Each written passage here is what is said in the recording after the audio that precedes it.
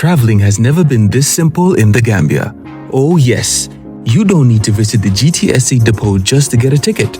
Just download the Yona Wallet app today and enjoy hassle-free bookings.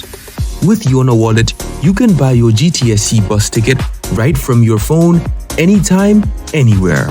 From Kanifing to Dakar, Dakar to Banjul, or upcountry routes like Kanifing to Basse and Basse to Banjul, Yona Wallet has you covered.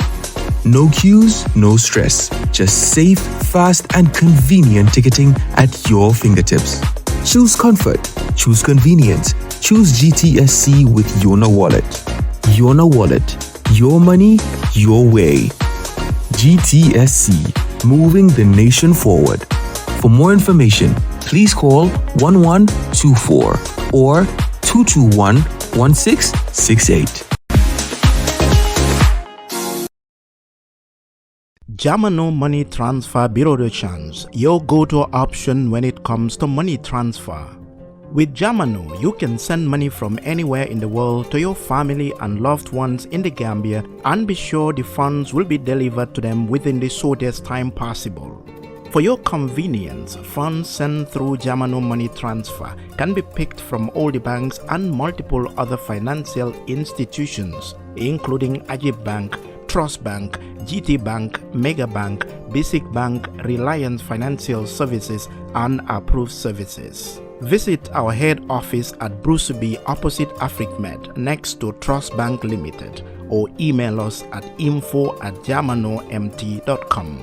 You can as well call us on 310-3050 or 310-3051 or yet still 733-0688. Our opening hours are 8 a.m. to 8 p.m. Monday to Saturday and 9 a.m. to 4 p.m. on Sunday. Jamano Money Transfer, your most trusted money transfer service where customer satisfaction is paramount. When you think of a simple, fast, and reliable money transfer, think Jamano Money Transfer.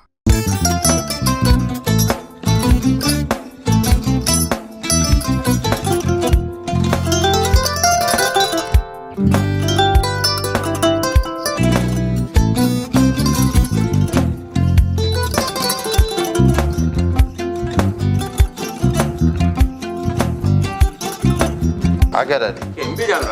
Albaka. Mbaka important. Yo, nga transfer la sto. Ya transfer la sto. Ha, code nyenje. Okay.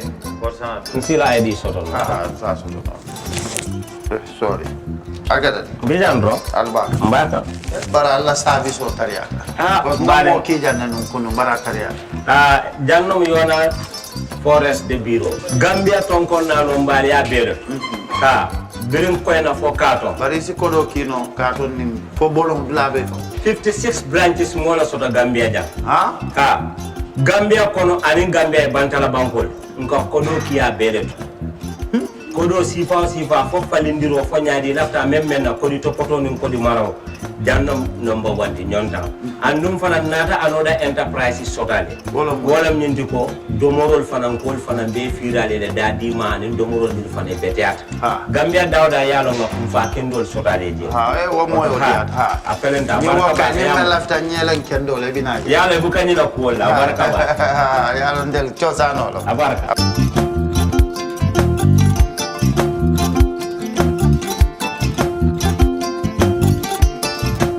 Jah Oil is Gambia's leading dealer when it comes to fuel and has made it a duty to satisfy our customers at all costs. Vehicle owners and drivers need not to worry about getting quality and affordable fuel anymore. That is the reason we have our branches spread all over the country for easy access. For good and clean fuel, the only place to go is Jah Oil. Your need for good and durable petrol, gasoline and kerosene has been covered by Jah Oil, so you need not to worry. Walk to any of our branches and get served to satisfaction. With Jah Oil, your satisfaction is our priority. That is why we have branches at your doorstep to make accessibility easy for you. With our professional and friendly staff, we can assure you satisfaction. To get the best fuel for your engines, the only place to go is Jah Oil. With Jah Oil, it's all enjoyment. That is why we are offering you low charges at our stations on the Coastal Road and Banjul. For more information, you can call 770-8080, 322-9070, 714-7273, or 387-1321. Jah Oil, the pride of the nation.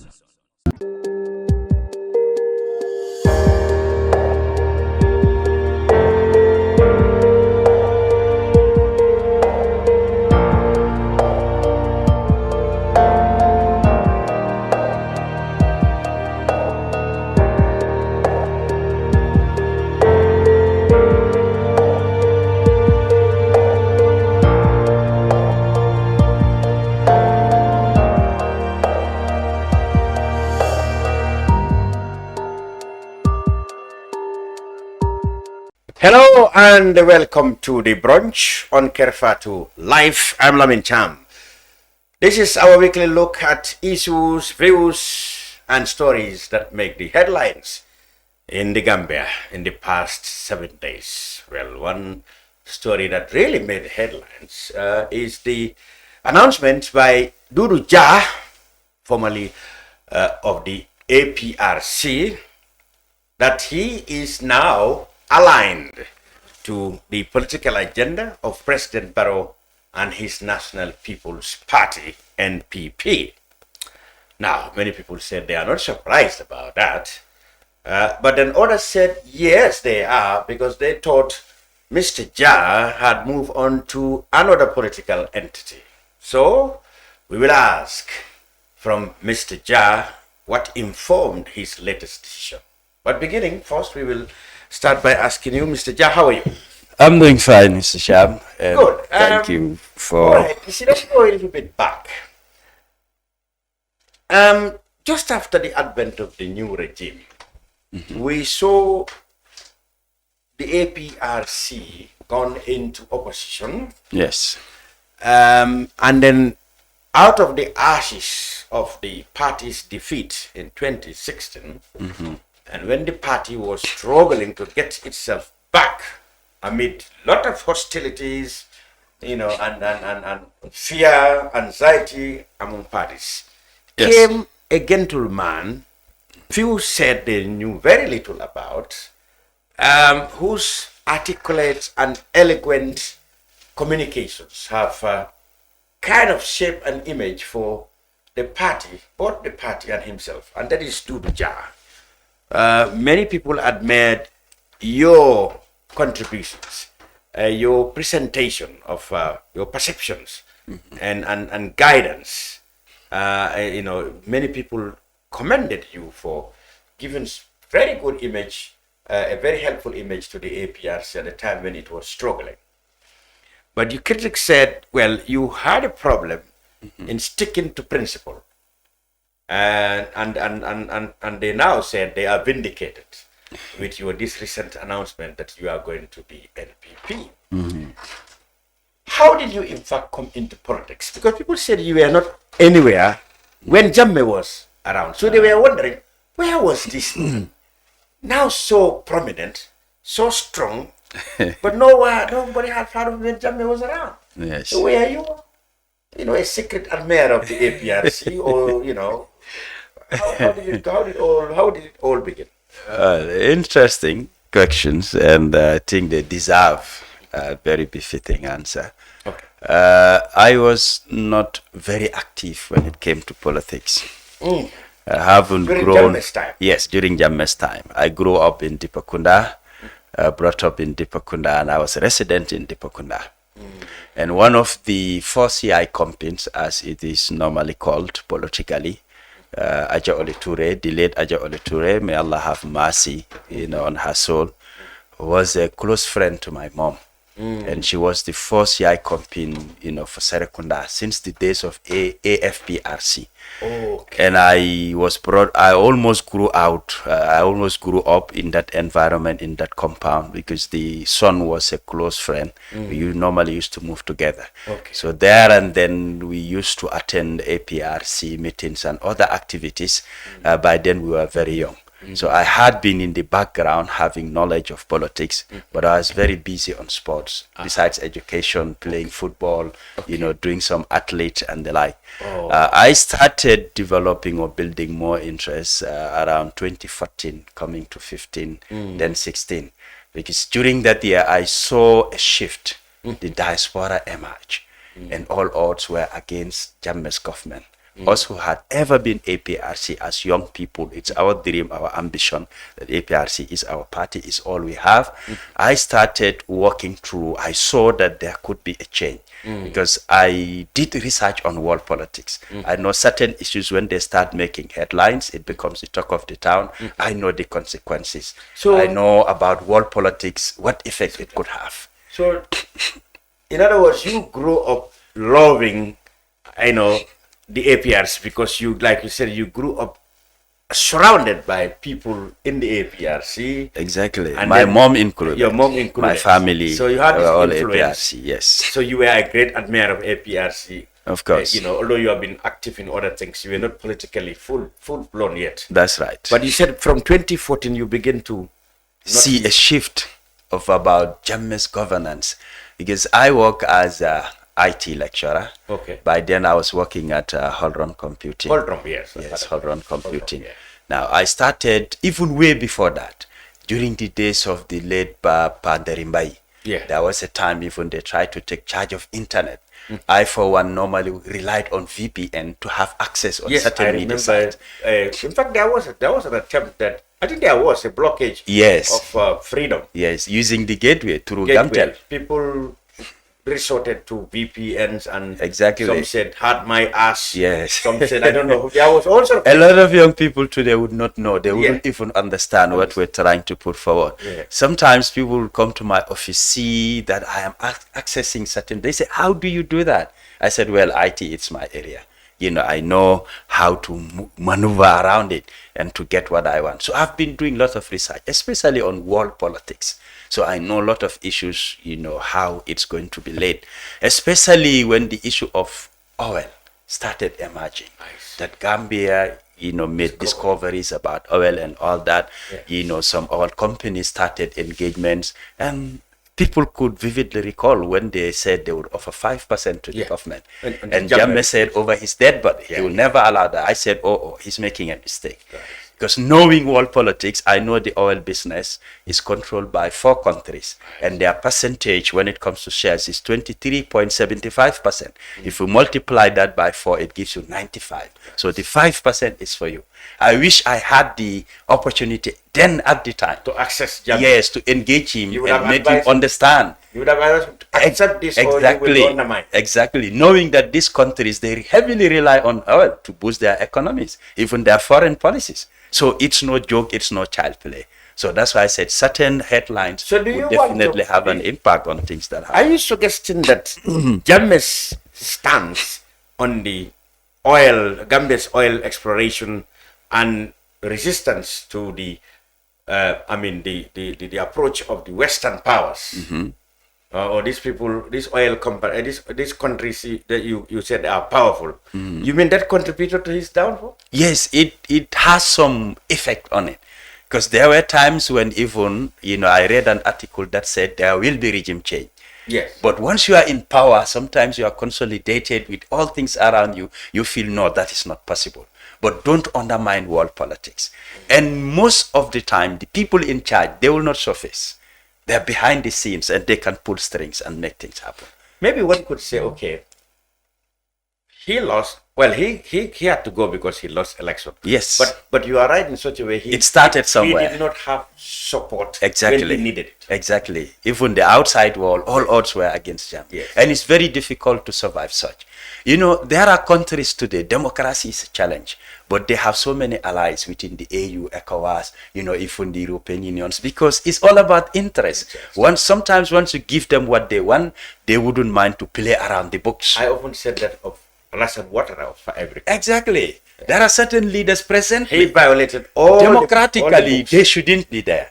But it's like they're having protection. Based on what? That's the world politics I'm talking about. Western. Yes, if you play your cards very well, there'll be too much noise, there'll be chaos here, demonstrations, arrests, but the noise will die down and things will start emanating. It's all about interest, either internal or external. Everybody has an interest. There's a card on their table that they want to trade, that they want to exchange with. You know, for us, the general masses, we might know very little based on information that is reaching us. But most of these other issues are behind the scenes. Okay, so you however studied the environment and knew that, well, Jammeh was maybe starting to do some misadventuring. Yes. By openly defying the Western powers, sometimes even angrily, you know, angry outburst about Western policy, stuff like that. So you knew the man was doing something he was doing some, what we would call, shooting himself to the foot. Yes, without noticing. Without noticing. Yes, that's why I said sometimes with power, it can intoxicate you. You feel what's around you, it's enough to give you all the protection you need. But world politics is diverse. They will use every mechanism, every strategy to bring you down. Look at Saddam Hussein. Yeah. Look at Gaddafi. These are big examples. Sometimes even the media would be used, but what they call a repeated lie in the eyes of the people becomes true. The news, the stories. Yeah. If it's all the same, people would believe it. But the aftermath, they will come to know it was not factual. But the damage is already done. They have done that, you know, in Iraq. In Libya. Iran. When they said that they had, you know, biological weapons and all that. Later, by then, George Bush, you know, Jr. said, oops, no weapons. But they knew. But us, we don't. Unless when the job is done, then so be it. Look at Gaddafi. They will tell you in Libya they will not even allow kids to fly a kite, which wasn't the actual case. I've lived in Libya. You know, in 2010, I spent a lot of time. I've gone to places, even Bab al-Aziza. That's the barracks where Gaddafi lived. I've been there. So I know a lot about that country, you know, knowing what happened in the East and all that. Sometimes when I see the stories, I said, no. But how do I counter that? I can't. You know, when people read it, that's the information they have. They will obviously believe it. Okay. So that's the world politics at play. So you finally came to full-blown politics after Jammeh's defeat. Yes. How did you get to be recognized or invited into the APRC executive? A very good question. First and foremost, I started during the campaign. I attended in December 2016? Yeah, December 2016. I attended 4 rallies. One in Serekunda, the one in Bakau, one in Sukuta, and Banjul, the last one. These are the ones I attended. But the one held in Banjul really gave me a different sign because Jammeh's speech was very short. You know, you could read his body language as if this is not the real Jammeh we used to see, we used to know. And that meeting he was addressing the people of Banjul. You know, all I have done for you, I have facelifted Banjul. Did I ever betray you? No. So if you betray me, you will see it. A very short speech. And the meeting was done. I said, wow, this is something new in the trend of politics. From his body language that Exactly. he was frustrated. Exactly. Even when he came from the tour around the buffer zone area, the coalition also had a meeting. They really said Jammeh is not going to pass. And Jammeh said, leave them, let's take another route, which is very uncommon. So there were so many signs that I saw. I knew definitely. Jammeh himself read the mood of the people. To my own understanding, and the things I have observed that has not happened before. Even his speeches in certain rallies and in certain meetings, people said it. He was talking to people anyhow, and that angered a lot of people. Bringing in the issues of tribe addressing the soldiers, even the Jolas. He exempted nobody. So people felt things were not done. He just got Exactly. That's why immediately they announced that he lost. He accepted initially at first. Yes, it was said that. Which means he prepared for that. You know, he knew that this could come his way. Perhaps he might have informations that we might not have. You know, being a head of state, you're connected to so many people, institutions. Who knows what was already available on his table? All these could be factors. Now, having observed this, I said, we, the young people, really need to take charge of our party.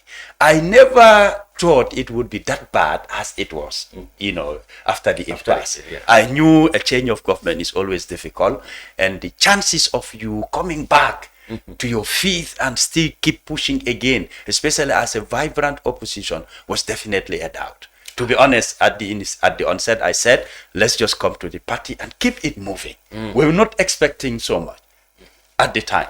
So things happen. How do I came to fit in? Yes. There's Nyima Gomez, like I said. Nyima Gomez. Yeah, probably you know Nyima. Like Aja Oli Ture that I talked about, that was the first year I campaigned. Yeah. It's Nyima's mom. So I grew up in that compound, knowing a lot about APRC.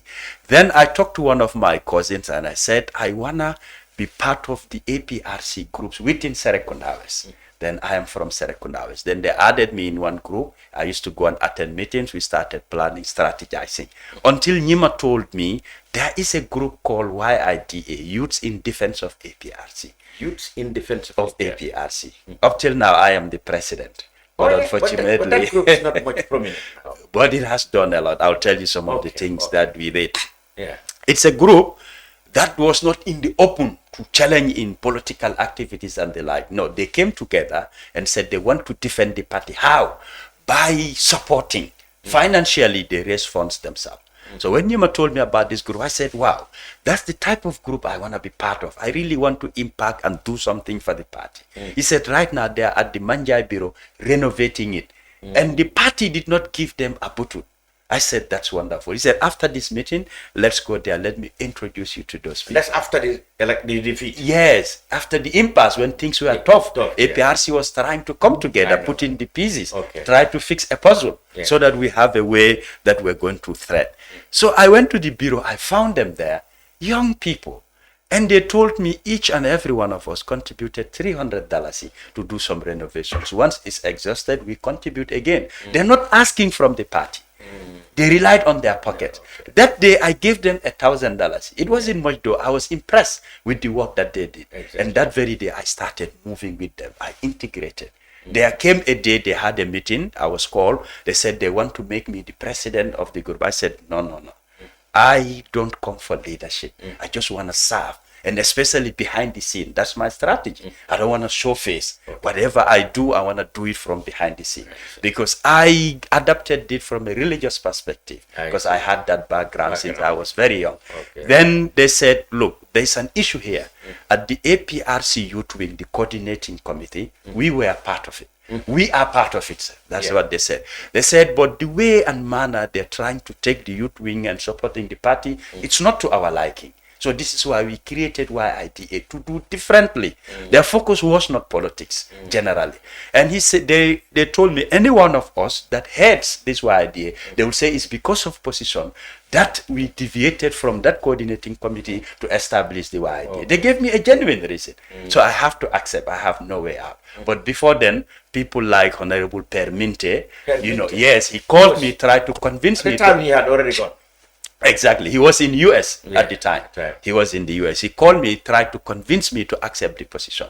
Sidi Njai was one of the advisors of that YIDA. Sidi also engaged to motivate me and said, accept the position. Because they reached out to them, said, can you talk to this guy so that he accepts the leadership? So after some interventions, I have to accept I become the leader. But I told them that my type of leadership is that what I can do, you cannot. I will teach you, we all share. What you people can do and I cannot, and I learn from you. We learn from each other. And that's how we started. So that is, you said Youths? YIDA, Youths in Defense of APRC. It's called YIDA. So that's where you first started impacting when it comes to the party.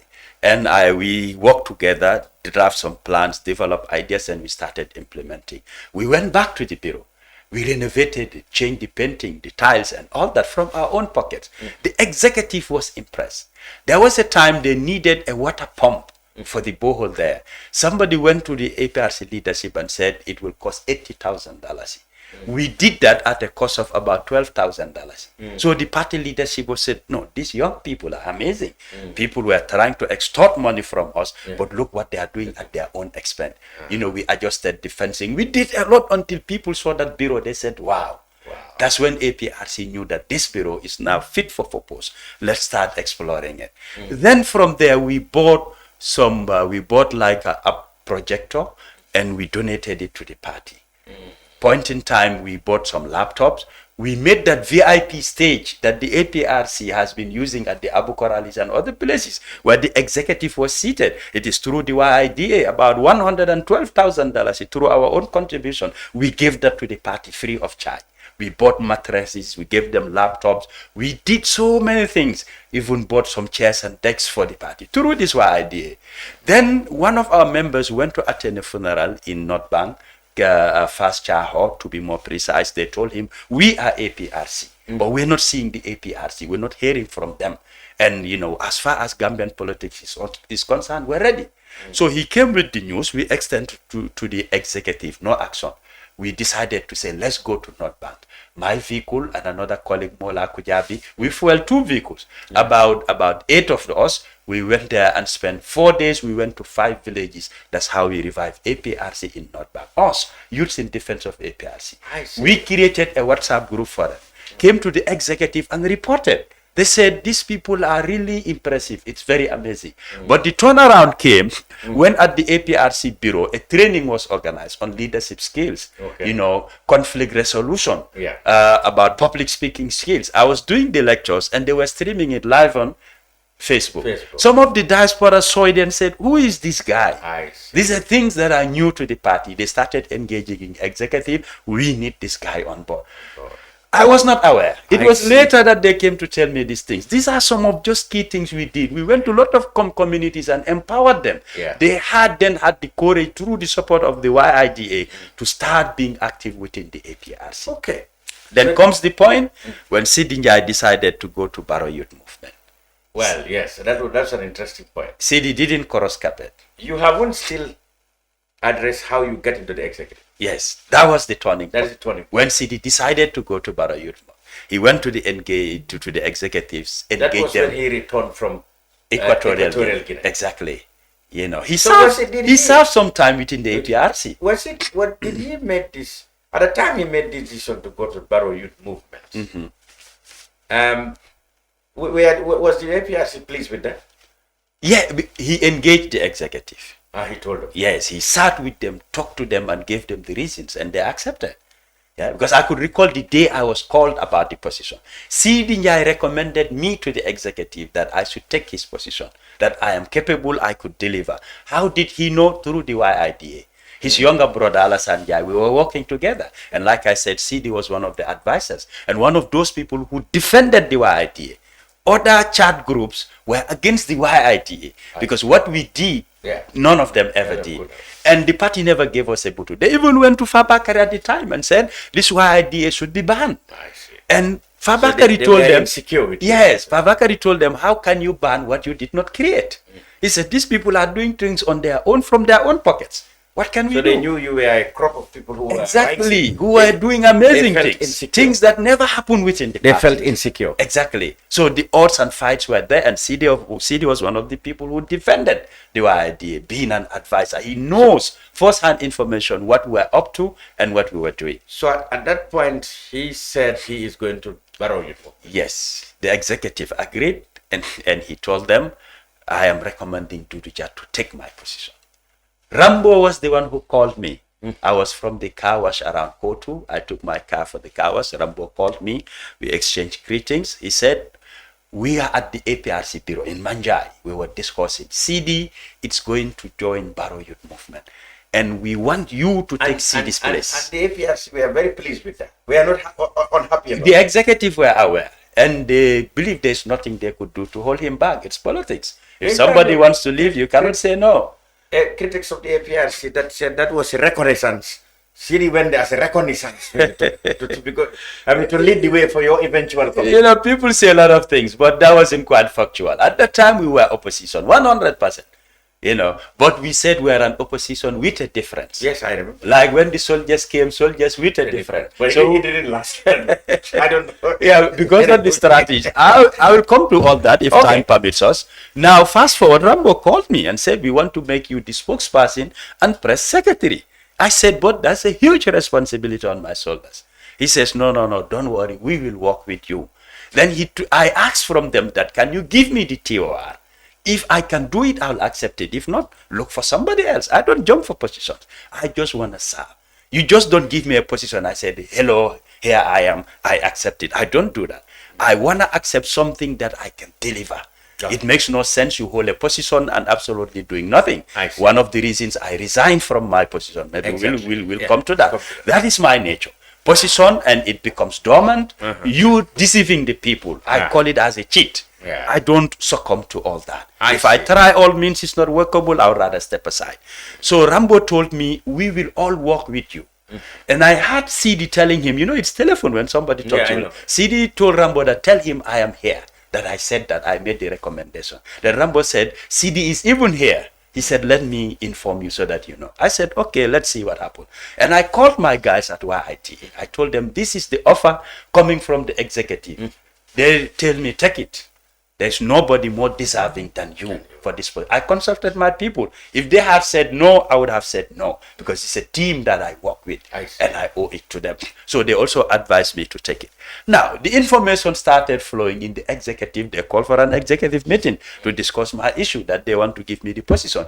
They invited me to the bureau. They told me to wait outside. They are discussing. Now, people from the West Coast within the APRC executive, they came with an agenda. That Dodou, it's young, most of us don't know him. Before giving it to Dodou, why not give it to Amul? Amul Nyasi. Okay, yes. And Amul was at the meeting, you cannot bypass that. They said, okay, I think let's give it to Amul instead of Dodou. Rambo said, no. Somebody told me was that day. He says, no. We can give Amul the position, but we still need this man. Rambo stood for that, give the devil its due. He said, we still need this man. I have heard things about him. He will add value. Then they said, okay, why not we create a deputy? That's where the deputy spokesperson came. But there was never anything like deputy spokesperson within the APRC. Not even in the constitution. So later they invited me in. They told me, we have agreed that now you will be the deputy. Then Amul said he was at Parliament at the time, that he's mostly busy. Then the secretarial job he wants to hand over, let me handle that. So I became the deputy spokesperson and secretary. That's how I got the responsibility. At that very meeting, I told the party leader, I said, party leader, I want to make a play. I am working with YITA. We've been to North Bank, we're going to areas. I don't want to be an executive member to be attached to the bureau or the executive and become dormant. I want to engage the grassroots. Then at the time, Fabakari told me that's what gets us all seated here. We want people who will work and bring results. He said, you have our blessings. Continue to work with them.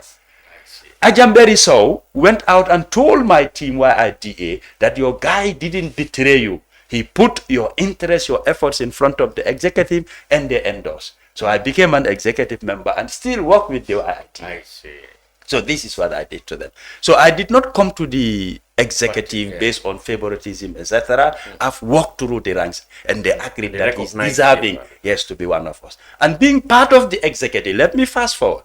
We've been having meetings at the bureau, disperse, go home. I raised it at an executive meeting that this is the engine of the party, the powerhouse. This bureau should be functional.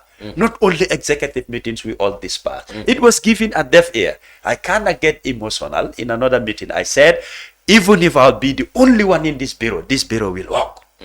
I took it to myself every day, go to the APRC bureau, put my laptop on. If I have ideas, I will write it and I keep developing those ideas. From there, I went to the party leader, engaged him and said, I want to call the youths to the bureau. Let's see what we can do collectively so that this bureau functions. He gave me the blessings. He says, you're free. I made announcement in the WhatsApp chat groups. One Saturday, we all converge at the bureau. And I asked them, what do we do to keep this bureau functioning? Every day. They started giving ideas. I wasn't convinced. I tell them, well, I have something on my laptop. I brought it out, read it to them. They said, wow, you have the answers. Why ask us? I said, one idea isn't enough. If I ask and listen to you people, you could give me a better idea that I have, then I would have kept mine and agree with what you people put forward. That's how we started that bureau. I was in charge of the bureau to the extent they said Barrow gave us 20 million to build that bureau. Because I was the architect of that bureau. I spent my time, my resources and everything. Even the people who worked at the bureau, I handpicked them. Some of them, we trained them. I was in charge of the Management Bureau until Rambo put my picture on Facebook and wrote a comment that the architect behind the bureau. I see. You know, I did a lot of work. That's when I brought in APRC Online TV, APRC Online Radio. We even created an app for the online radio. That you download it anywhere, you click and you can have access to that. We started bringing in programs, connecting the diaspora, youth programs, women programs. We even the TV, the idea, the target was to nationalize it. We have people who are working in, we were going to contest elections. We went to the regions, did some surveys, collected data that we needed for the elections. You know, to know the population, the different tribes and all that. We were working with an expert. Then came to the issue of raising funds. It became a challenge that we can do it on our own because we needed funding. That's when we started looking outwardly about alliances. Right. Yes. Tremendous job in the APRC, and that, like I said, many people recognized you and said they wondered where was this guy before the crisis or the party's crisis. And now at this point, this is still before the alliance with Barrow. Yes. You were in the executive when the whole process started. The problem with the alliance with Barrow, which resulted into the party being split into two. Exactly. And I was the most defiant. Okay. Anytime they went to the media and said possible alliance, I come out and says no, there's no alliance. Okay. I want to clarify this question because at the time people said President Barrow, President Jammeh had always said, I don't want the party to ally with any other party, with Barrow on one. But Fabakar said in the process, Jammeh had been involved in the process. He knew about it. He only came out last minute to say they didn't do it. When it was too late, they have already pushed an agreement between them and the NPP. How did that go? Yes, Fabakar is very right. What he said, exactly that's what happened. Jammeh was in the picture. Yes, of course, he was in the picture. Even before I joined the executive. Because the people who started it, I don't want to call names, one of them, I know, I was very close to him. And by then I lived in Sanchaba Sulejo. I was working at Sand Beach Hotel. He had some connections with the owner of Sand Beach Hotel at the time. That's why we met, we connected. He normally comes to my house almost twice, 3 times a week. And I was privileged to have some information of what transpired, you know, through Jammeh's engagements, the tax that he gave them and all that before I was part of the executive. So it started way before. Yeah. So you want to believe that Jammeh was in the picture? Of course. At some point in time, even he handpicked people who should engage them. And every information that they receive, they make sure they talk to him, put him in the picture. He tells them what to do if they need to advise him. They did. Several occasions, they had telephone conversation. There were times they used to go to Rambo's house in Bakau.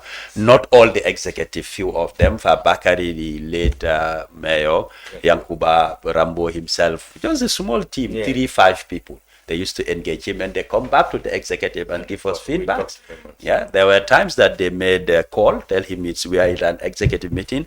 They put it on speaker, tell him, so and so, they are all here. He will greet everybody. We relay matters to him and he gives some advice and direction. So where do you think he changed his mind? Well, it came at a point whereby he wanted the communication strategy to change. In a sense, he sent somebody, he told them from now on, he's going to call through that person's phone.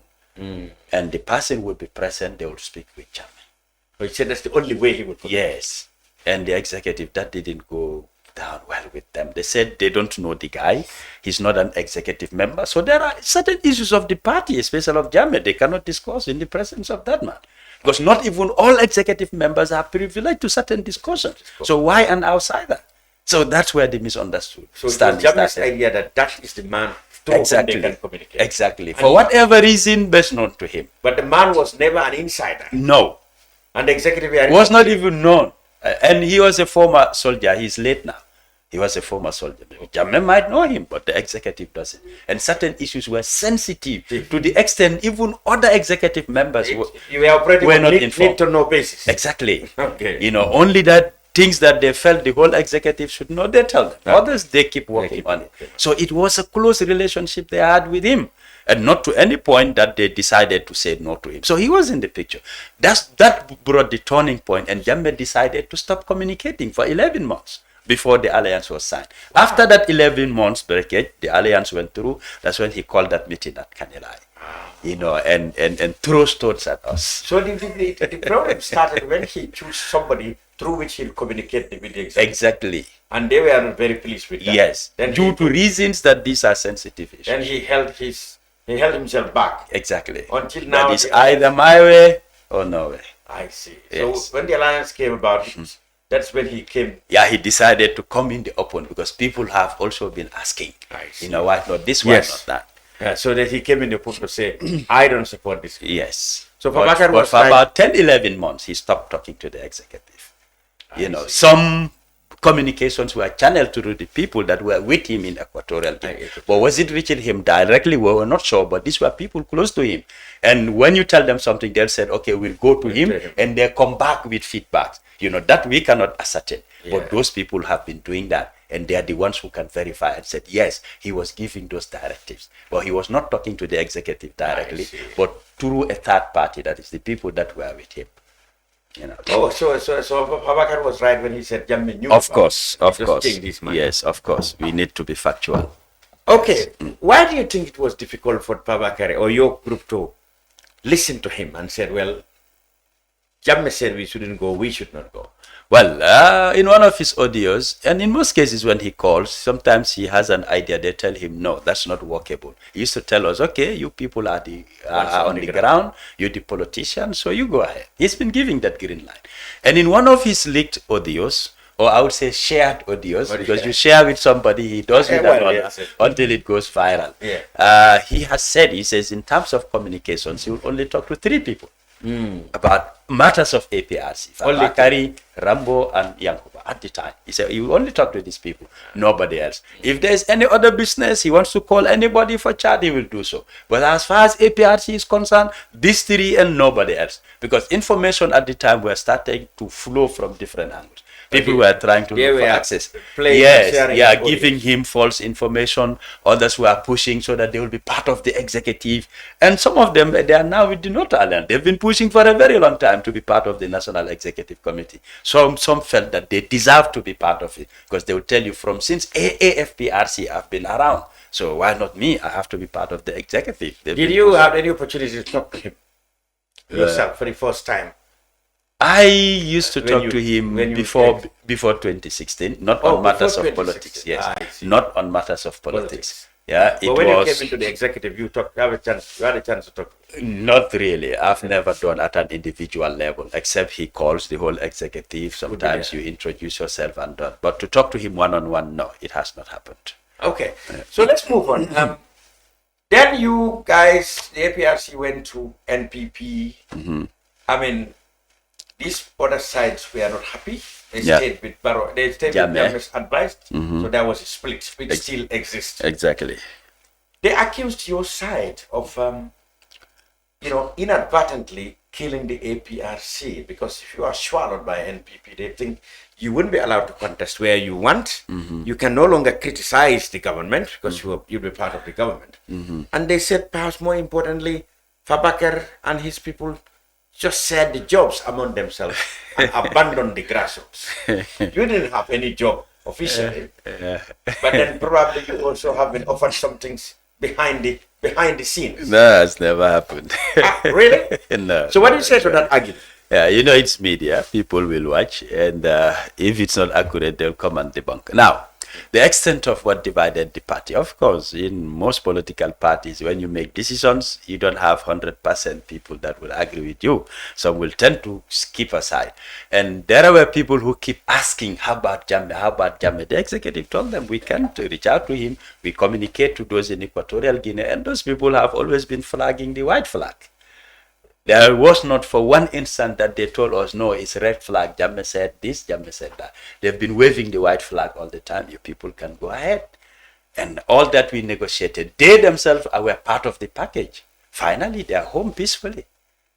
That is people who were in Equatorial Guinea. So it is true that the APRC negotiated the return of people with Jammeh? Yes, we initiated it. We engaged the government and other stakeholders. We did that. Including the soldiers, some of whom were wanted. Yes, even when they return, I was at the airport to receive them. Yes, we had that. Yeah, I was I there. heard Yankuba or APRC saying that when they were initially put in custody, some APRC were saying we did not do this negotiation for them to be kept.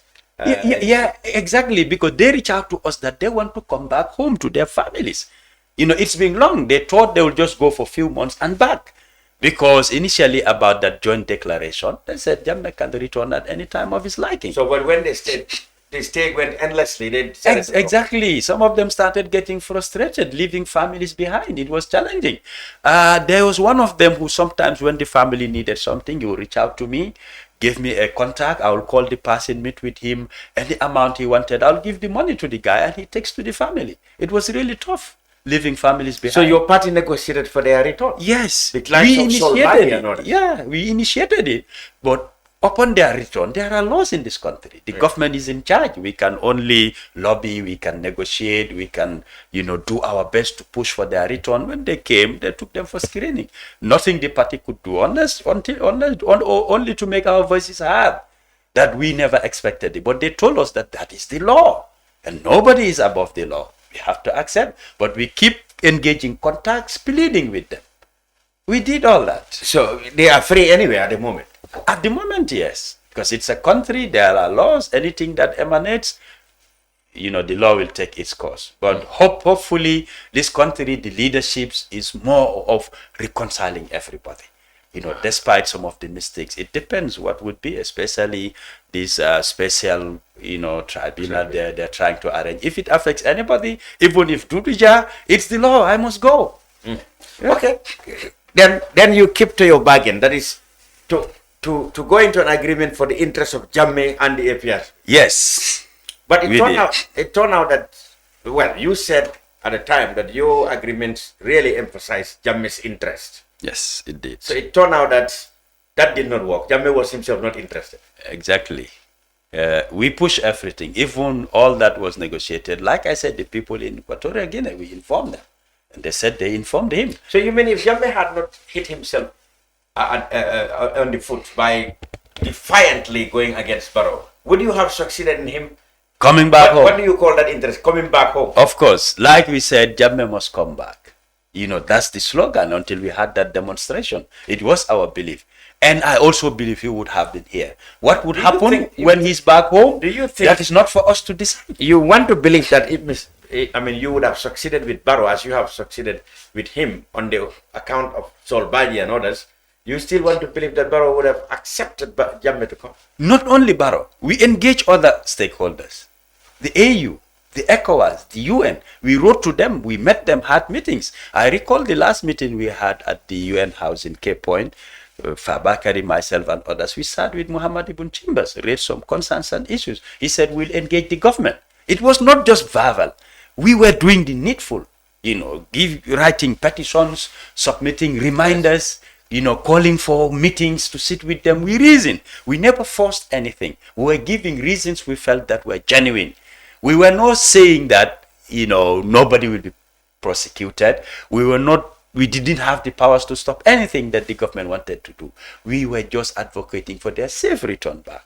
So then whatever would happen after that, the party cannot control it. But we wanted them back. And we succeeded with the entourage that went with it. So you mean it was because of Jammeh's own attitude towards Barrow and the government that probably led to him still being there? We would take it that way because he didn't comply to the tactics, the ethics that we were doing. People thought these people were just bluffing, but he did the results. But do you think Jammeh didn't himself realize that you cannot succeed in getting him here because that may not be the interest of Mr. Barrow himself and his government and the international backers of his government? I can ascertain that. I cannot verify exactly what was Jammeh's stand because he never communicated to us that. But I think he should believe if we could bring that entourage, everybody is back home except him. But Jammeh is different. Yes, he's different. Yeah. But don't undermine the capacity APRC had. When we were united, it was a big force. That for instance, if APRC said we'll demonstrate in Banjul, there will be no vehicle in and out of Banjul.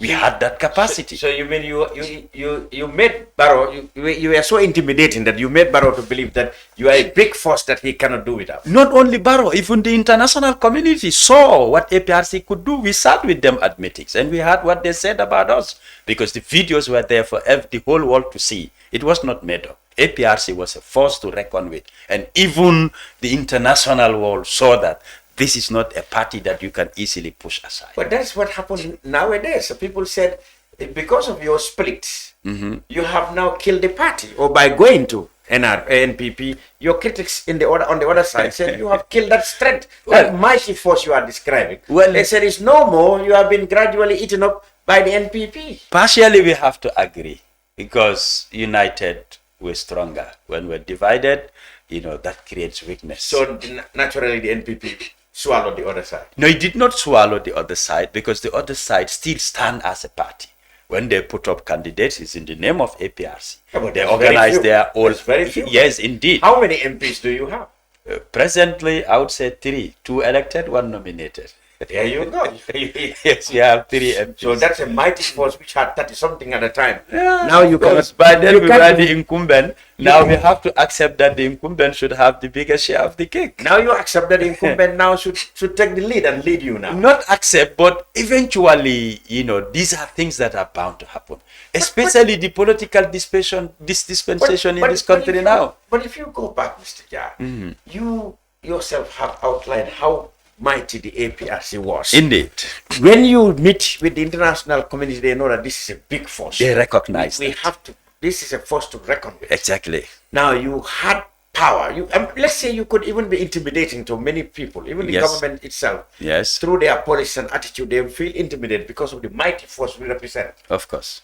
So you don't want to argue that by going to NPP, you have, by way of default or by design, you have no weakened yourself now. You no longer muster that courage where you can talk and everybody will feel that this is a force that we can. That is factual, and I said partially yes, that is it. It has that effect when we went for the alliance, but it was the best thing to do at the time. Being an opposition is challenging, and financially the party was exhausted. We have tapped through the people. They've made contribution. For how long do you hang on to that? I see. So it was a challenge. The party needed a shift. And we said from the onset, opposition with a difference. We're not going to do as the oppositions do. And we advised the government not to do as we did when we were in government. We accepted, we did some errors. We told this government, don't repeat that. So some people say, well, you obviously had an opportunity. Since Mr. Barrow left his party at the UDP, he came out lonely, needing a partner, and naturally you were readily available. You said, okay, now here comes a solution now. Now we thought that we were going to be wiped out. But look at the man now. The man with power has now become lonely. So you embrace him, and then it will become yours. He did all what you wanted, except one thing, to bring Jammeh, which he knows that would be quite insecure for himself. Yeah, but the party also worked for that. The impasse. People were even afraid to wear APRC t-shirts or wear SO6. Yes. So we did a very good job Absolutely. to bring the APRC back. Babakar went on tour. Some political parties went to the provinces and told our people, APRC is normal. Yes. Come and join us. We went to them and they told us. So it was very challenging. But they have to give us the credit what the executive did to make APRC a force to be reckoned with. It hardly happens in many countries.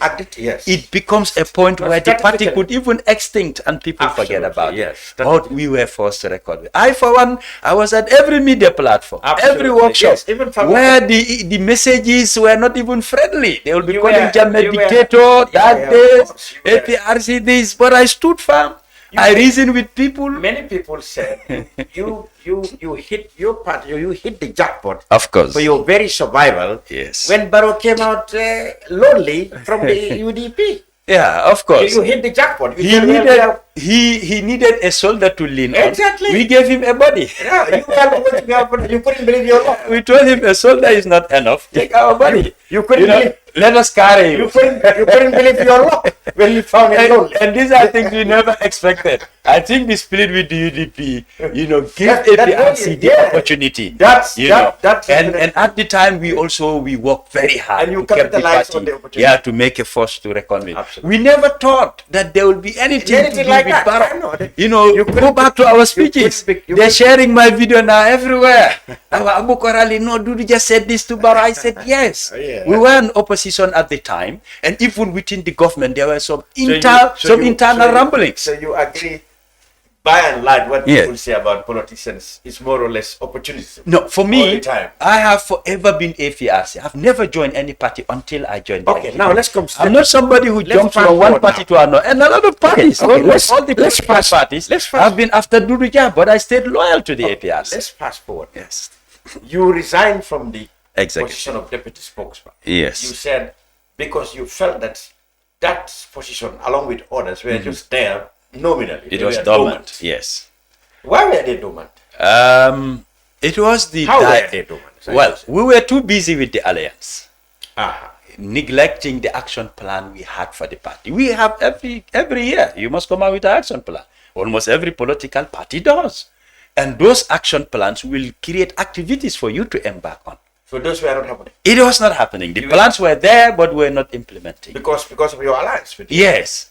And we gave so much respect to the alliance that we never wanted to do anything that would hurt the alliance. That's the type of politics the APRC does. Even our other opponents as opposition at the time, we respected them. Like we said, opposition with a difference. We did things in our way. We felt it was befitting and it will help the party to grow. Others today, they would say they'll be criticizing, but it worked. Knowing where we came from the impasse, it definitely worked. So the price your party paid for the alliance was gradual inactivity. Exactly. That losing the gradual autonomy of party sovereignty, if you want to talk. You see that you are seceding all your sovereignty and powers to. And we started losing our people to the NPP. Started losing, especially in the rural. Mostly there with the incumbent. Especially if you're not doing anything to keep them within you. Which is what you yourself have done. You have now abandoned them. You go straight to the incumbent. No. When we go on tours, we see our own people with NPP, T-SARS and ASO, and they will tell you, now I am NPP there. Now, the longer it takes, you will lose more people to the incumbent. And we never had the financial muscles to engage and do so many activities. Like the UDP does. They take a European tour, goes to the diaspora, come back with millions. We could not do that.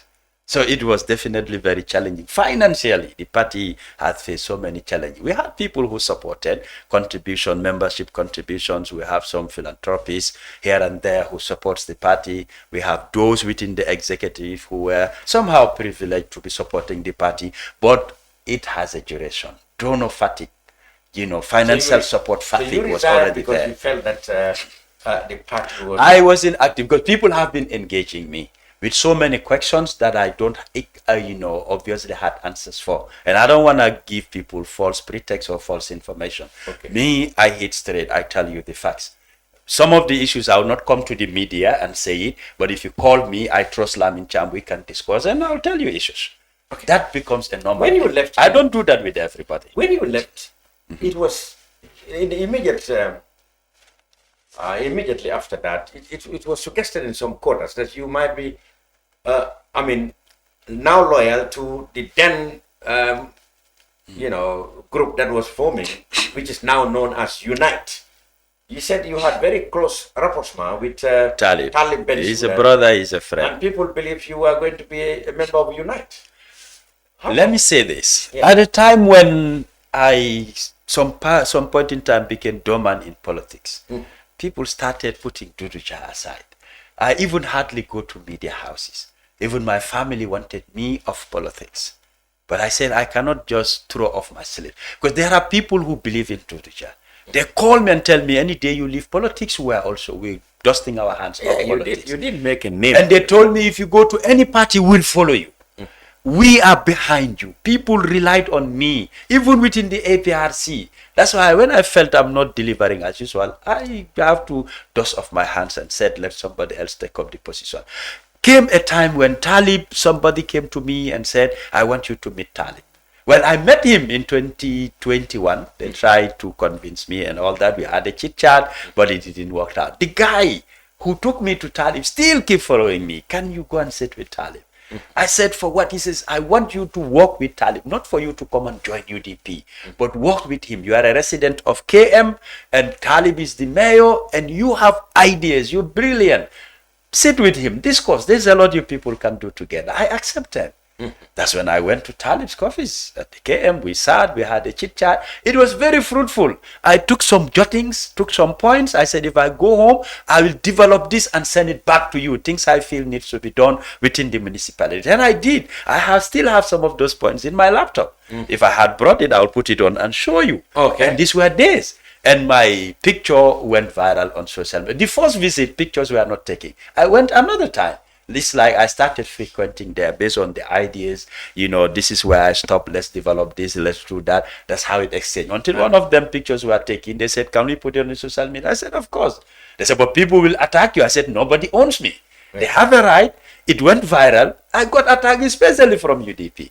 They said, Dodou Jah is a betrayal. What are you doing with Talib? You don't like UDP. They've said so many things. Yeah. And they even accused me of pushing Talib to form his party. Yes. Which is not factual. Talib is not a boy or a kid you can just push around to any corner. Yeah, but he has his ideas, he has things he wants to do, and he stands firm on that. You've been a formidable youth politician. Yes. Frequenting Talib's office. Everybody is, suspected of... About the municipality. Now listen, whom everybody suspected of announcing political ambitions. Yeah. So you can't fault people when they said your alliance is a political alliance. Well, I don't have a problem with them saying that, but one thing I know for sure, Talib values me. He's giving me respect and he recognizes my potential. And he wanted me close to him. Even he has events, he will inform me, my brother, I want you to attend. I engage him. He asks me question 6 for advice. But I do it to the best of my asked you ability. for political loyalty. To be honest, Talib He never said, come to my party.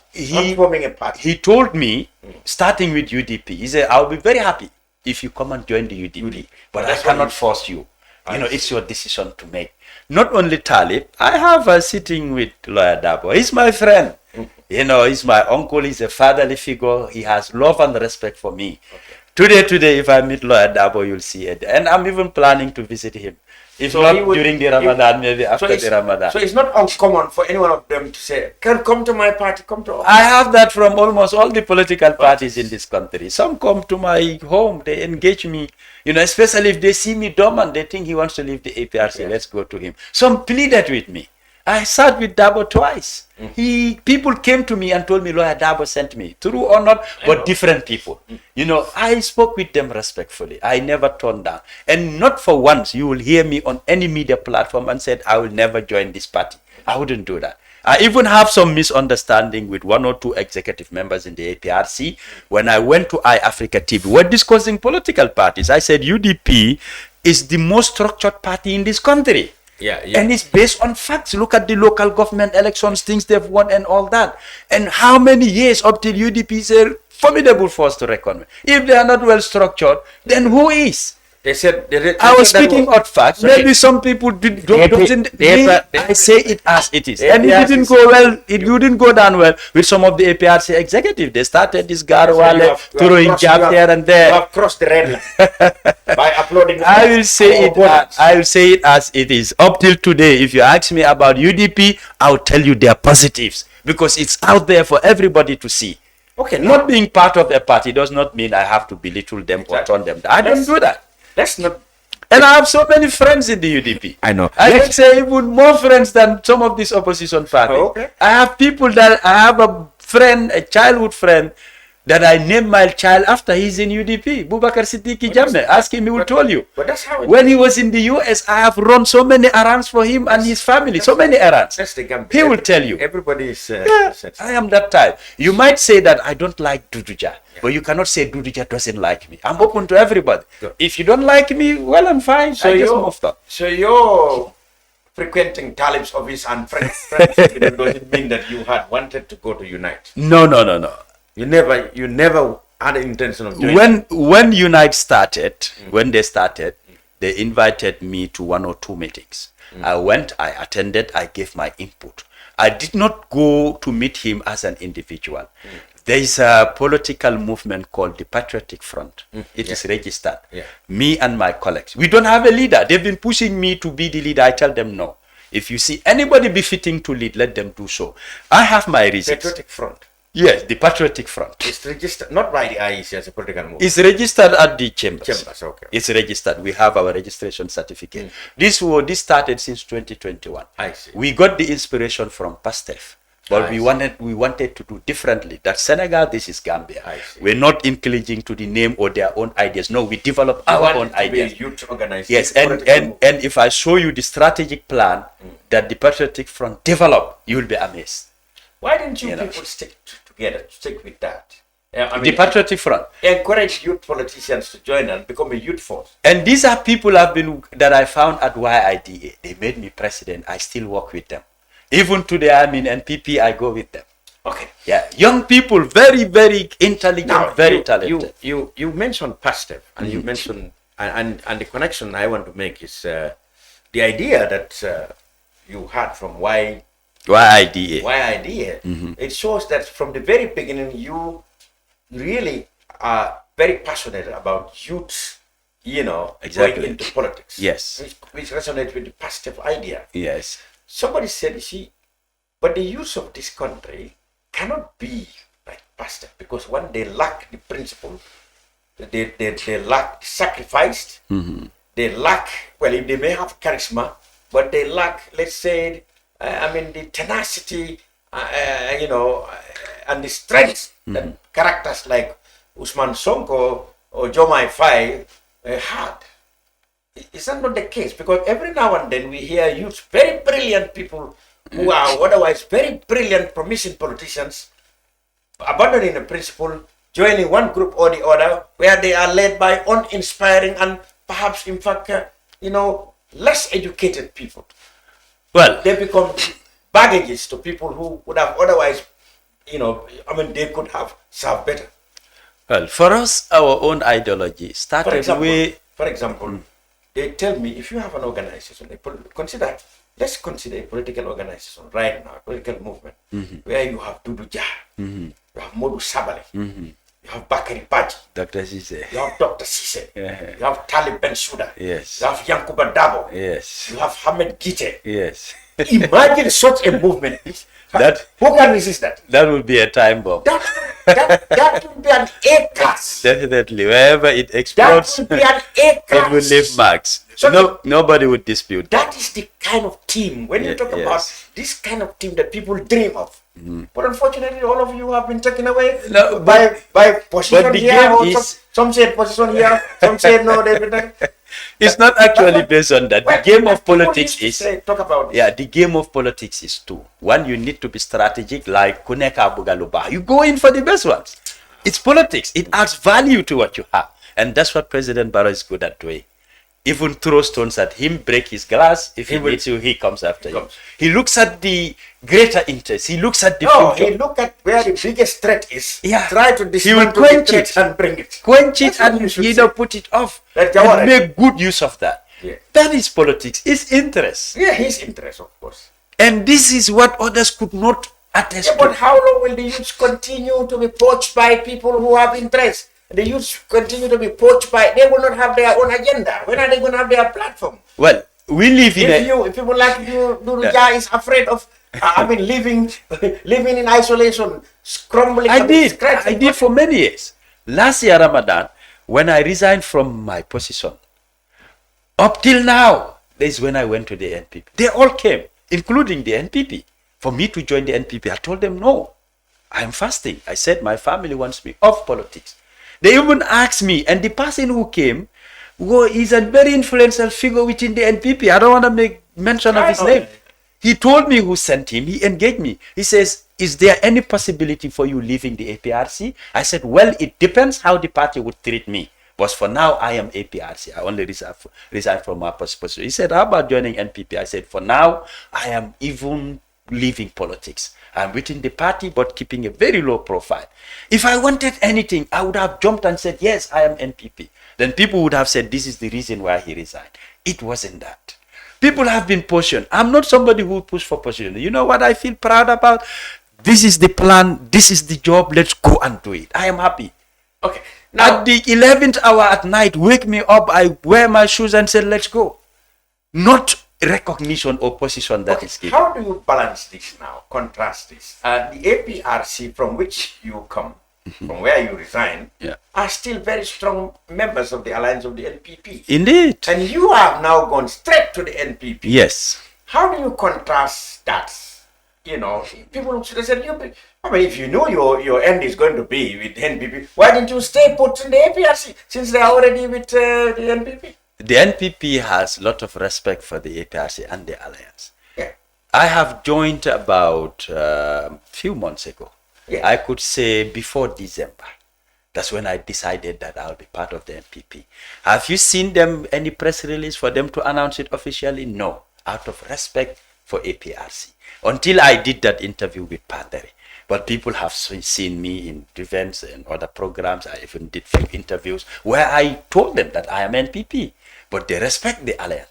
And for it to happen, even, the leadership of the NPP have to call Fabakary and talk to him and say, we want to work with Dodou. But what And Fabakary has to give his blessings. Okay, what is the difference? People in the APRC may ask, well, why is Dodou Jah going straight to the NPP? I mean, after all, in the APRC, we are in alliance with NPP. Why didn't he stay put with the APRC? Yeah, now, if I still stay with the APRC, I cannot go to the NPP grassroots and say that I'm going to mobilize or motivate people about the NPP. It doesn't make sense. Rather, I should do that for APRC, not NPP.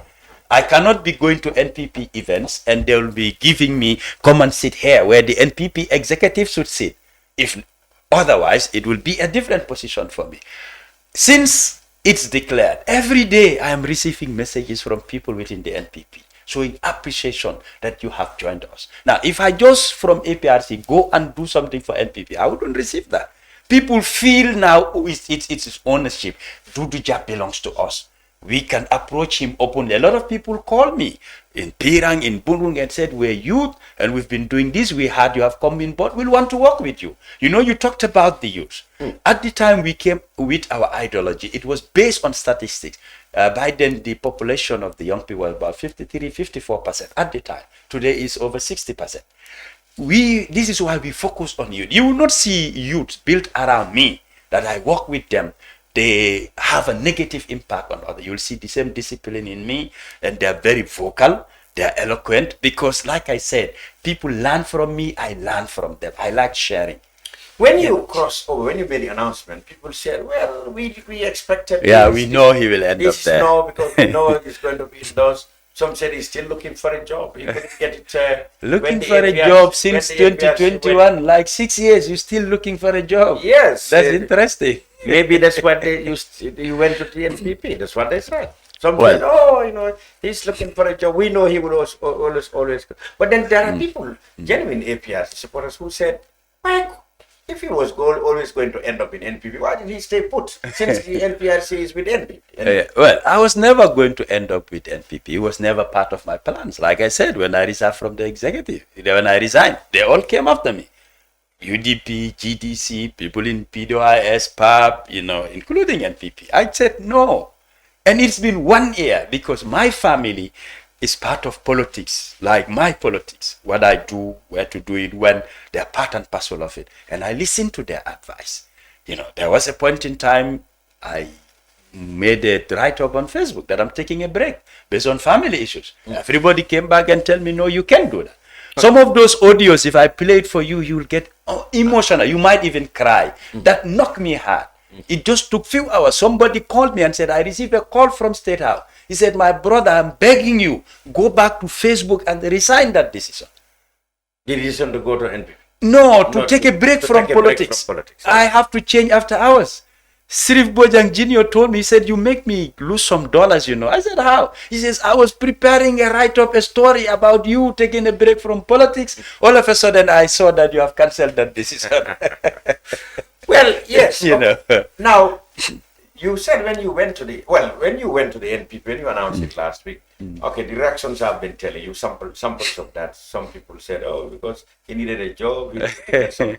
So how are you receiving the NPP? And how can you help now? In which areas do you think you might be deployed or want to be deployed in the NPP? Well, the reception. Because for all I know, NPP is already crowded with people joining every day. Yes, I know. Well, if they are quote unquote propaganda is anything to go by, people are going every day. More people are coming. Oh, okay. But people have spoke to me that they want to follow wherever I go. And some of it has already happened, others are in the pipe. Not everybody wants it on the ground. Some wants to come on top of the table so that everybody sees them. More people will come before election. I'm saying it here, you could mark my word. And I told the president during this last tour, when we were at Mankamanko, I told him, brace up, prepare to receive individuals, groups, organizations, even political parties. They will come and join. This I told the president myself. And I'm saying it on media. I said things 2021, people doubted. Now, why do you think people will come in droves? Even political parties will decamp and come to the NPP? Well, one of the factors is the opposition. They will find it very difficult to have a unison when it comes to a political agenda. Since I was going to be our last thing. And some people are already sitting on the fence waiting to see what happens. If they're not convinced and they really want to be part of a change or to be doing politics, they will go to the incumbent. Okay. That is very natural. I want to bring it to you, since you have already reached the place. That is, how did you see the opposition? At the moment, what we see is the opposition fighting among themselves more than they are even fighting with the NPP. That is true. Yeah. Totally divided into so many camps that the people felt that these people, as long as they remain like this, they cannot provide any effective alternative to the Gambian people. So people looking for genuine, or maybe they're looking for genuine alternatives, alternatives that can inspire hope, are disappointed at the moment with the opposition. Yeah. But do you think this is how it's going to remain until December, or can you see any form of an alliance, or maybe through magically a single alliance of opposition parties? Well, first and foremost, anything could happen.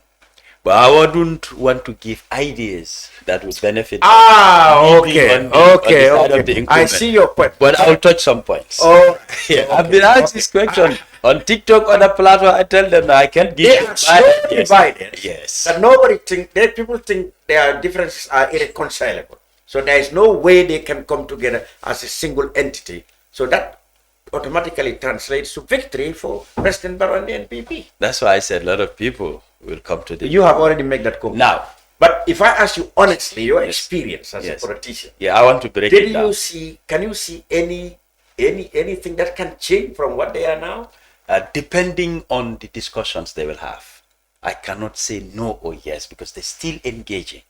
And engagements, anything could come out of it. No, but let me tell you sticking points that people find difficult. Yes. That's why people find it hard to believe that they will come. For example, the UDP said they are not going to entertain any convention. Yes, loud and clear. Loud and clear. Yes. Now, people believe that is definitely translating to the fact that they are not going to allow anybody to lead them. Yes. And people believe that you yourself have acknowledged the strength and structure of the UDP. Oh, yes. So people believe without the UDP in any coalition, that coalition cannot really muster any number to challenge the NPP. And that's a fact. But people also believe that the UDP alone cannot also muster the numbers. Which is also factual. Numbers don't lie. So putting all this into consideration, people conclude that the opposition are not fit for any purpose this time. They are so divided that they virtually can just pack up. Numbers don't lie. And statistics always provide support or proof. Now, I'll give you some synopsis. Okay. Number one, it should have been done long time ago. Like the opposition coming together to have a plan for 2026. They should have started that long time ago. Then most of these differences, it would have been ironed out. And you would have looked for mechanisms to find solutions to it. Yeah? So it would have been easier. Who do you blame for that? Well, Most of these new political parties emerging, they believe you cannot have it until you must delay to the 11th hour, then you come up with it. Like conflict of ideas. Let's do it earlier. This one says no later. You know, on opposite ends. Now, who comes to lead? UDP, they have the numbers. Nobody deceives that. The facts are there. And for them coming out in the open and say it is no-go area, for me, it was too early. And you should have said that when you are around the round table. Internally, discuss it, make your point known. And they could have agreed there. And they will come out and say UDP is the leader without you voicing it out. You see some of the challenges and lapses that they did. Like, hadn't been, if you are part of it, you want to go to make that announcement, I tell you no. But instead, call the partners in-house, discuss and give them the facts. They will accept them. We said, then we'll have to be the leader. Then they can say, okay, our hats off. It's true, you can be, without you announcing it at the public. But you mean they're feeling belittled. They just feel they're just coming to endorse you. Now, when you win, what type of government is it going to be? UDP government, where the majority will have the numbers. Who's going to challenge? Nobody. That becomes the obstacle, and it's going to be very challenging for others to just say, yes, sir, yes, sir. Others are saying, we don't want a change of leadership alone. We want system change. So system change cannot just be achieved within few months. That's why I said they should have started long time ago to inject and insert this system change and even sell it to the Gambians. But you cannot do it just few months to elections. You come with the ideology of system change, system change. People always reflect back at 2016. It's a lesson learned. And it's so one for that matter. Some have not, they're yet to heal from coalition 2016, how it emanated. So some Gambians don't even trust coalitions anymore because they see the aftermath of that. What guarantee can you give? Memorandum of understanding, verbal agreements written, but the law is supreme. Does the law cater for coalitions? And they're like, no, no matter what agreement you people do, once it's a government, he has the executive powers. My friend, forget about it. So all these are the challenges. All these are things that will make coalition very difficult opposition members for all of them to be united. You might have 2-3 different coalitions. My own projection, 2 or 3 different coalitions will come based on their ideologies and what they could agree with. But to have them all under one roof, I don't foresee that. I may be wrong, but it's not what I am projecting. Okay, and you blame that on partly because when the UDP coming out unilaterally. Exactly. That's one problem. Yes. They shouldn't have done They should have left. You first engage internally. Until they are when you agree, you announce. When you don't agree, you announce. But you've engaged. So they have virtually killed any spirit for coalition. Potentially, yes. Potentially, yes. Okay, this group also calls itself Apex. Yes, I heard a lot. And actually, some of the parties actually have signed up to that. They are willing to talk. But like you said, the UDP coming out unilaterally that they are not going to any convention, even we may affect that Apex. And some people are asking questions. Who are the people behind Apex? They've been very secretive, not letting it out. That's why I say, if you do it at the 11th hour, can you convince the people? It's about a system, not just effecting change in the leadership. Okay. This is what Gambians believe now. We want a system change, not leadership change. Okay. Now let's look at the opposition. Okay. Let's say the various alliances. In the NPP, you have the APRC, NRP, the NRP, GPDP. The critics will say you stop counting at NRP, but they still exist. You have Citizen Alliance. You have the GTSC. Let's stop counting at NRP. You only rest briefcase as Barrow will call briefcase part. I'm not saying it. People are saying it, not me. Well, that's how Barrow described it. That's what the critics say anyway. But if you look at the opposition also, yeah, you have the UDP. Yes. The DOI. GDC. The GDC. Yeah, they're forced to record. Yeah, most likely. You stop counting. Yeah, no offense, but most likely. But most likely you stop counting from there. Yes. The rest are just this. Yeah. Well, they wouldn't. Even though they wouldn't like. They wouldn't like. Yeah, we're talking about. But now let's look at them. Numbers here. You see, if you have a situation where you have the UDP alone, you have the UMC, the Sobea, APP Sobea. Yes. You have the GFA or GFA, yes. And all the rest of the people whom Barrow calls briefcase parties. No, but Barrow did not call it briefcase card. We've been saying it even before Barrow. That was since the days of Jam. I know. Okay, let's say, but Barrow amplified it. Yes, exactly. So all those briefcase parties, if you have them all in one coalition, you will have two groups, like you said, that might be possible. Yes. Two groups of opposition, UDP here. Yeah, a UDP-led and possibly a DOI-led. Oh, a DOI. Yes. Ah, okay. Yes, you could see that. Yes, a DOI-led and a UDP-led. Okay. So probably people who might not be happy with both the NPP and the UDP might have an alternative. Yes. In the one that will come, whether it's going to be DOI-led or Unite-led or APP-led or something like that. Can such a kind of force be formidable? A third force, they will call it. Yes, exactly, a third force, but not formidable enough to win the incumbent. I can tell you in the rural area, Barrow is going to win hands down. That has always been like that for any incumbent. Exactly, and the opposition have to accept that. Politics in the rural area is different from Banjul, KM, and West Coast. Very different. Yeah, because... even the challenge that the incumbent will have will be KM and West Coast. And a lot of effort is being done. Even to get but from Banjul going down to the rural areas, hands down, the incumbent will. And there are reasons. Right, yes. Road projects, electrification, water. These three, it's life for them. Yes. And some have not had since independence. Yes. And because also they are not people that are that much sophisticated to, to go in between and try to be analytical and see. They always ask you, what can you offer? What can you offer? And how much can you do? You always tell them, when we win. Yes. So they're not waiting for you to win. They want something now.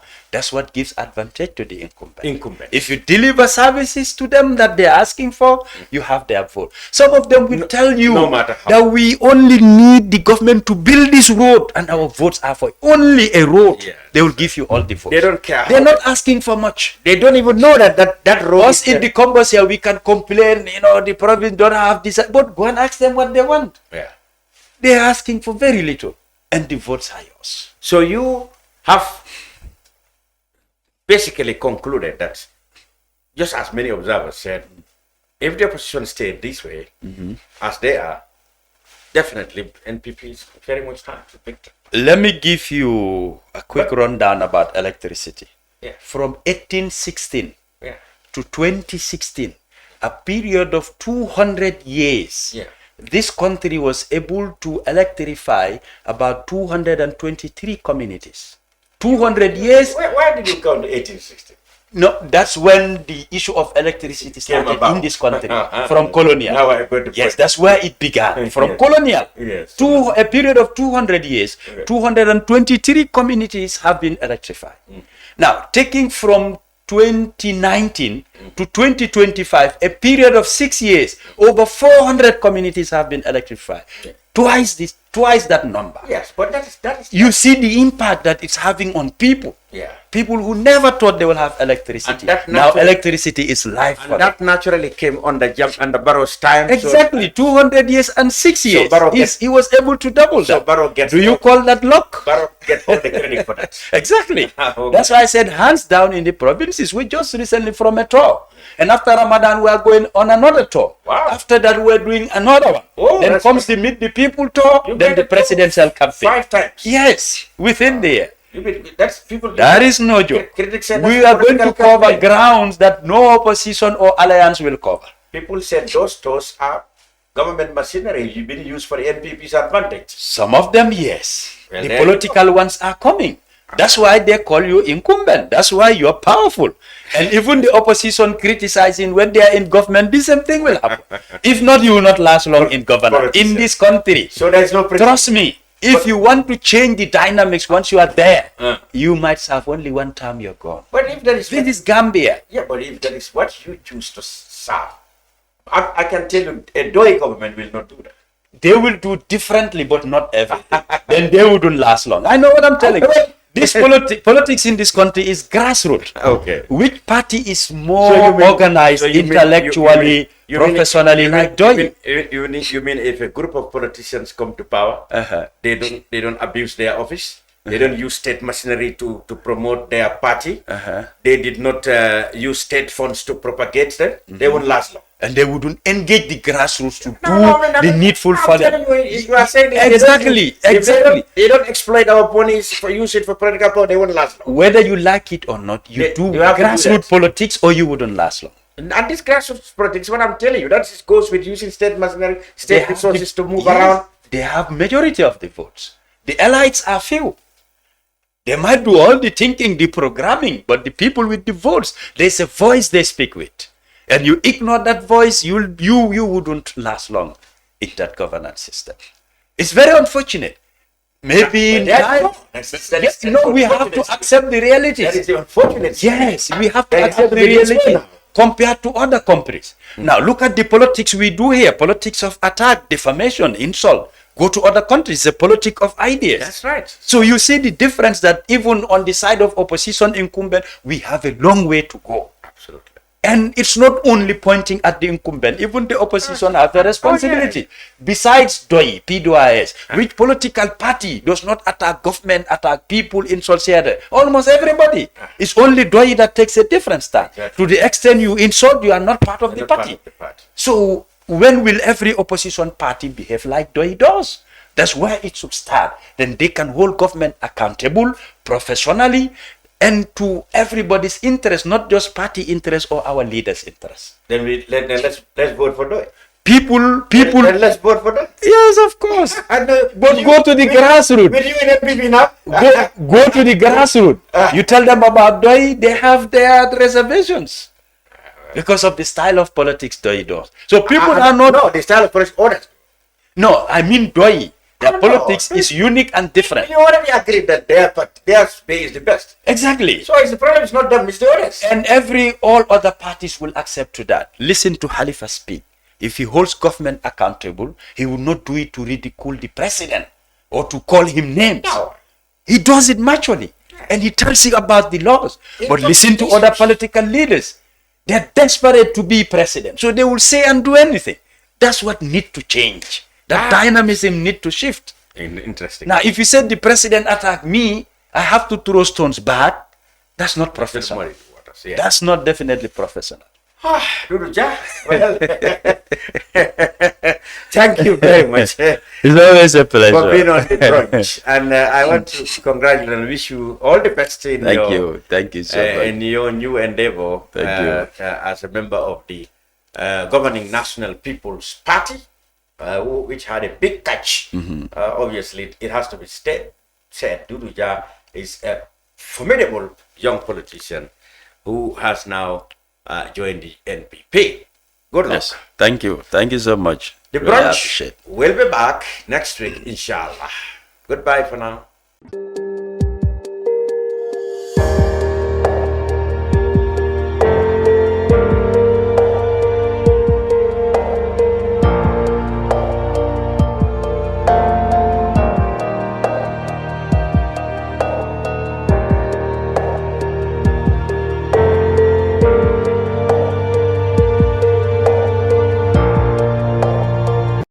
Jah Oil ñoom ñoo jiitu si wàllum jaay essence si biir réew mi te ñu def ko warugal pour kontaan loo suñu client yi borom moto yi ak driver yi seen jaaxare jeex na léegi pour am essence bu baax ak njëg bu yomba lii sax moo tax ñu amal leen banxaas fépp si biir réew mi pour essence bu baax bu set benn place rek la muy Jah Oil soo soxlae essence bu set essence bu baax gasoil wala kérosine naa la wax ne Jah Oil rek mooy jëmukaay ga doxantul rek si bépp banxaasi Jah Oil nga am si bànneex ak Jah Oil seen bànneex mooy suñ taxawaay moo tax ñu amoon leen banxaas bépp si biir réew mi nim gën a yombee pour yow ak suñ liggéeykat yu xarañ yi naa la won ne mbégte rek nga see jël pour am essence bu baax pour say machine fenn place rek la mooy sa Jah Oil ak Jah Oil bànneex kese la moo tax sax suñ station si nekk ca Costa Road ak Banjul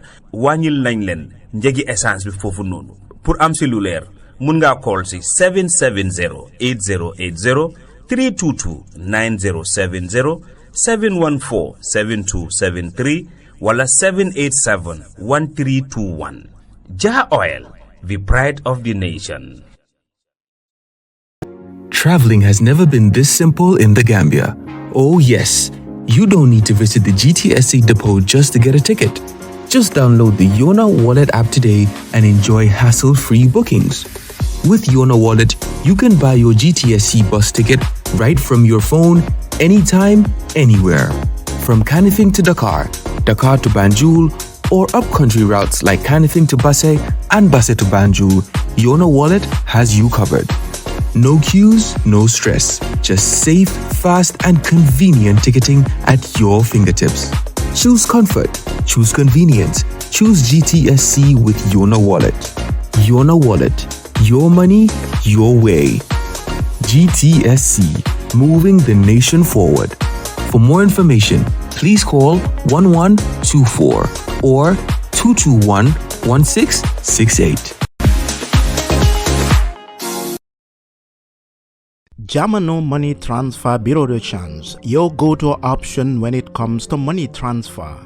With Jamano, you can send money from anywhere in the world to your family and loved ones in the Gambia and be sure the funds will be delivered to them within the shortest time possible. For your convenience, funds sent through Jamano Money Transfer can be picked from all the banks and multiple other financial institutions, including Ajib Bank, Trust Bank, GT Bank, Mega Bank, Basic Bank, Reliance Financial Services, and Approved Services. Visit our head office at Bruceby opposite AfricMed next to Trust Bank Limited or email us at info@jamanomt.com. You can as well call us on 310-3050 or 310-3051 or yet still 733-0688. Our opening hours are 8 a.m. to 8 p.m. Monday to Saturday and 9 a.m. to 4 p.m. on Sunday. Jamano Money Transfer, your most trusted money transfer service where customer satisfaction is paramount. When you think of a simple, fast, and reliable money transfer, think Jamano Money Transfer.